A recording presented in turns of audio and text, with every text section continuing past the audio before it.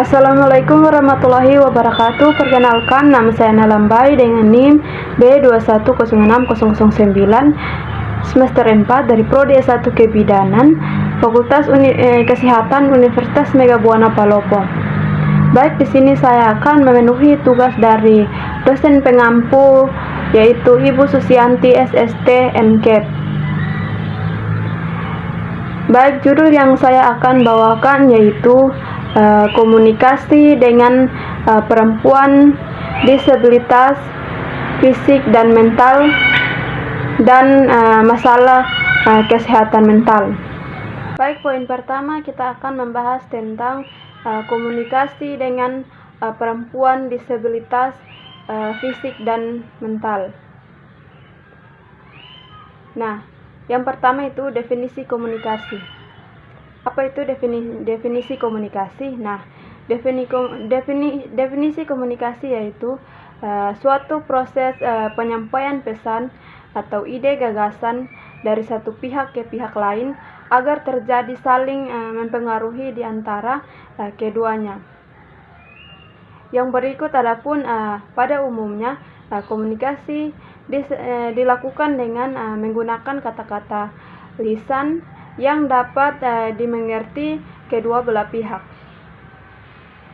Yang berikut adapun komunikasi dalam kebidanan. Nah, komunikasi dalam kebidanan adalah suatu interaksi antara bidan dan klien yang dimana di dalamnya terdapat suatu proses pernyataan diri, gagasan ataupun perasaan yang berbentuk verbal atau non-verbal dan bersifat antara pribadi. Baik, yang kedua yaitu definisi disabilitas. Nah, apa itu definisi disabilitas? Nah, disabilitas adalah setiap orang yang mengalami keterbatasan fisik, intelektual, mental, dan sensoris dalam jangka waktu lama dalam berinteraksi dengan lingkungan dapat mengalami hambatan dan kesulitan untuk berprestasi secara penuh dan efektif dengan warga negara lain yang berdasarkan kesamaan hak Undang-Undang Nomor 8 Tahun 2016. Adapun disabilitas adalah keterbatasan fisik, intelektual, mental, dan sensoris seseorang yang dialami dalam jangka waktu yang lama yang menghambat aktivitas tertentu karena ketiadaan akses lingkungan yang mendukung. Kita masuk di yang ketiga yaitu klarifikasi disabilitas. Nah, yang pertama itu disabilitas fisik. Nah, yang pertama itu tunarungu. Nah, apa itu tunarungu?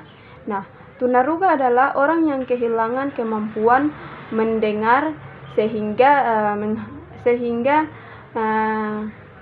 menghambat proses informasi bahasa melalui pendengarannya, baik memakai ataupun tidak memakai alat bantu dengar, di mana batas pendengaran yang dia milikinya cukup memungkinkan keberhasilan proses informasi bahasa melalui pendengaran.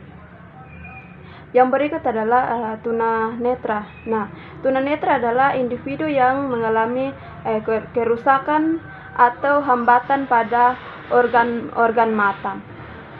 Yang berikut adalah tunawikar. Nah, tunawikar ini adalah hambatan yang menyebabkan anak kesulitan untuk melakukan komunikasi nonverbal. Cirinya ditandai dengan kesulitan berbicara, suara melengking, dan selalu mengulangi kata. Yang berikut adalah tunadeksa. Nah, tunadeksa adalah seseorang yang memiliki gangguan gerak yang disebabkan oleh kelainan neuromuskular dan struktur tulang yang bersifat bawaan, sakit atau akibat kecelakaan. Yang berikut adalah disabilitas mental. Nah, disabilitas mental ini yang dimana seseorang yang mengalami ketergangguannya pikiran, emosi, dan perilaku antara lain psikososial, misalnya skizofrenia, bipolar, depresi, anxietas, gangguan kepribadian. Yang berikut adalah tunalaras. Nah, tunalaras adalah seseorang yang mengalami hambatan dalam mengendalikan emosi dan kontrol sosial. Nah, kita masuk ke 4, yaitu kita akan membahas tentang Undang-Undang Dasar Nomor 8 Tahun 2016, penyandang disabilitas memiliki hak. Nah, yang pertama itu hak pendidikan. Nah, orang berhak untuk memiliki pendidikan dan memilih. Yang kedua itu hak pekerjaan, hak untuk dapat kesempatan dan perlakuan yang sama dalam pekerjaan, dan hak atas penempatan tenaga kerja. Yang berikut adalah hak kesehatan. Nah, hak kesehatan adalah hak untuk mendapatkan kehidupan dan pekerjaan yang sehat, hak untuk mendapatkan pelayanan kesehatan dan perhatian khusus terhadap kesehatan ibu dan bayi. Nah, adapun hak kebudayaan. Nah, hak kebudayaan adalah hak untuk mengembangkan budaya sesuai dengan minat dan bakat. Adapun hak menentukan pemilihan dan mendapat pendidikan. Yang berikut adalah hak berkomunikasi. Nah, setiap orang berhak untuk berkomunikasi dan memperoleh informasi untuk mengembangkan pribadi dan lingkungan sosialnya. Kita akan masuk di ke-6, yaitu kita akan membahas tentang etika berinteraksi dengan penyandang disabilitas sensorik atau netra. Nah, yang pertama kita harus salam dan sapa dengan menyentuhkan telapak tangan ke tangan mereka dan menyebutkan nama agar mereka bisa langsung mengenalmu. Yang berikut yaitu tanyakan terlebih dahulu apakah mereka memerlukan bantuan, dan ketika akan meninggalkan mereka wajib menginformasikan atau pamit terlebih dahulu. Yang berikut yaitu biarkan mereka mengagumimu saat berdampingan, hindari menuntunnya atau memegang tubuh mereka. Baik, kita masuk di ke-7, yaitu etika berinteraksi dengan penyandang disabilitas sensorik tungawikra.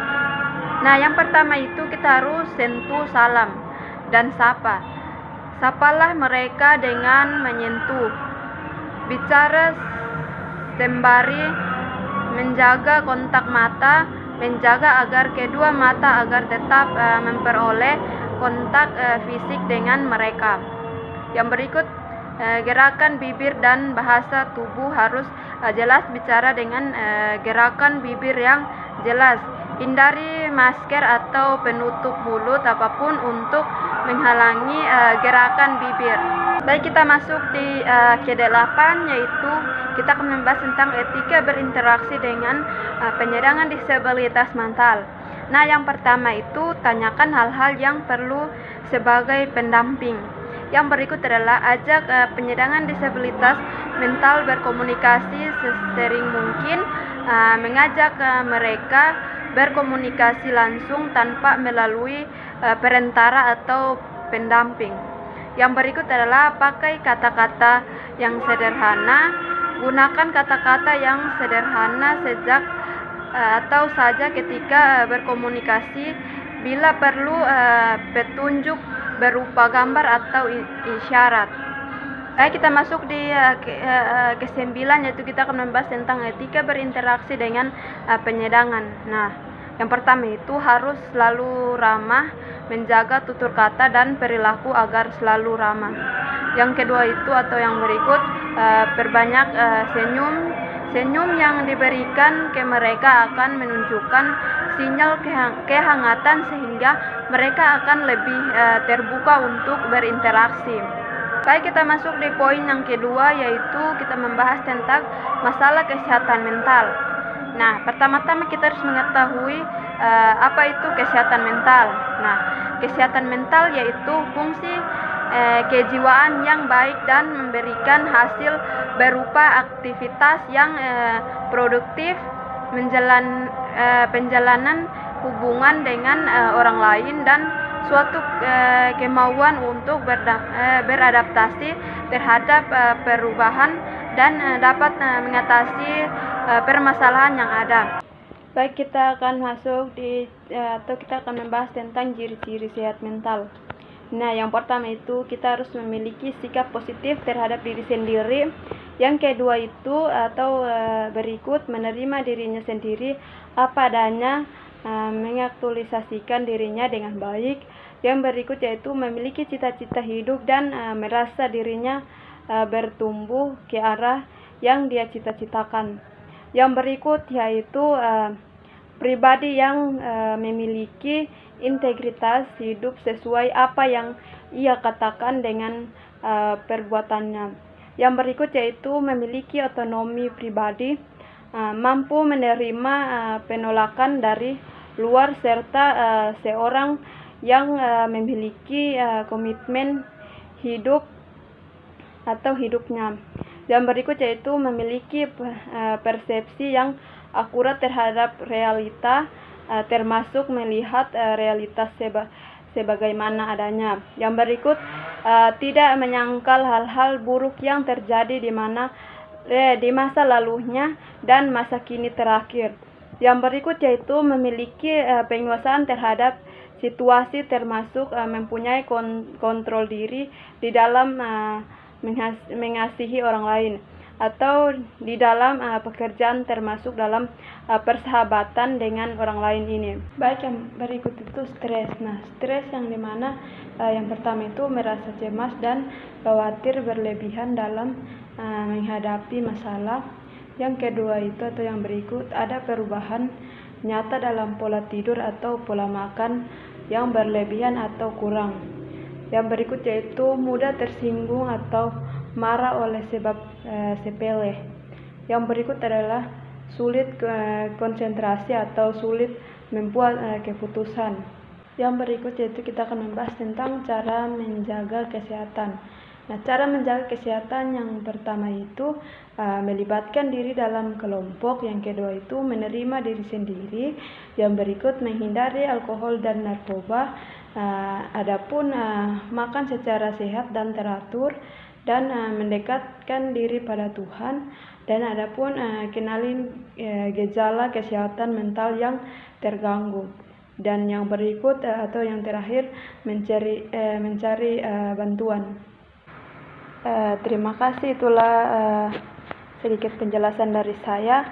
Kurang dan lebihnya mohon dimaafkan. Assalamualaikum warahmatullahi wabarakatuh. Terima kasih.